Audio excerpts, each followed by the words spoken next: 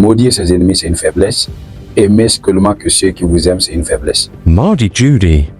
Priya. I have a Father who will never ever fail me.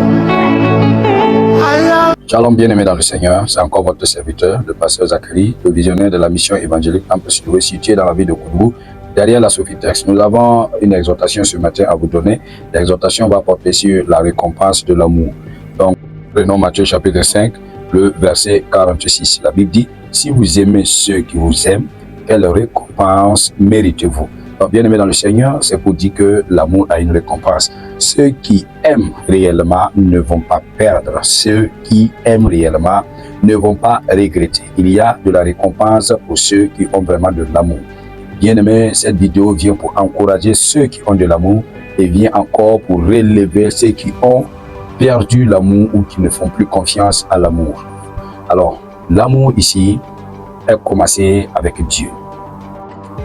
Jean chapitre 3 verset 16, la Bible dit, car Dieu a tant aimé, donc l'amour que Dieu lui-même recommande à ses enfants, ce n'est pas de l'amour à laquelle vous devez vous attendre, à la récompense des hommes, mais c'est une amour à laquelle vous vous attendez à la récompense de Dieu.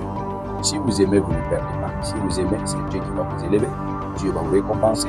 Maintenant, il dit ceci, si vous aimez ceux qui vous aiment, très souvent les gens veulent aimer ceux qui les aiment, les gens veulent considérer ceux qui les considèrent, les gens veulent donner de l'importance à ceux qui leur donnent de l'importance. Il y a des récompenses à aimer ceux qui ne vous aiment pas.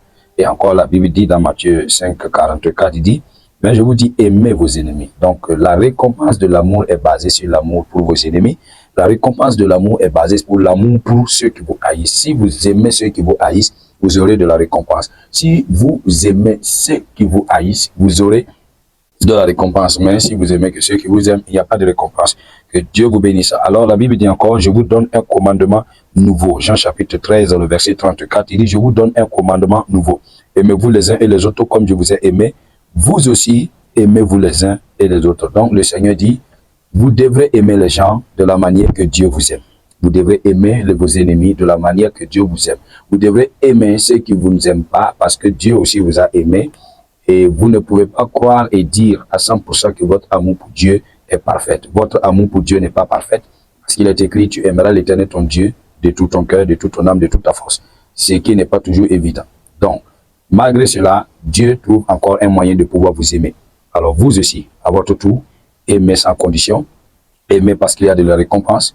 Aimez ceux qui vous aiment, aimez ceux qui ne vous aiment pas. Bénissez ceux qui vous maudissent. Bénissez également ceux qui vous bénissent. Cela vous apporte un plus devant Dieu. Cela vous élève devant Dieu. Cela vous distingue devant Dieu. Et votre vie ne sera pas vraiment la même que celui-là qui n'aime que ceux qui l'aiment et encore qui ne bénissent que ceux qui le bénissent. Ou encore qui maudissent ses ennemis. Donc, maudire ses ennemis, c'est une faiblesse. Aimer seulement que ceux qui vous aiment, c'est une faiblesse. La force que Dieu recommande à chacun de nous, c'est d'aimer ceux qui ne nous aiment pas et de bénir ceux qui nous maudissent. À très bientôt. Que Dieu nous donne cet amour à tous, que nous puissions la vivre, oui, sincèrement, au nom puissant de Jésus-Christ. Amen. Que Dieu soit avec vous.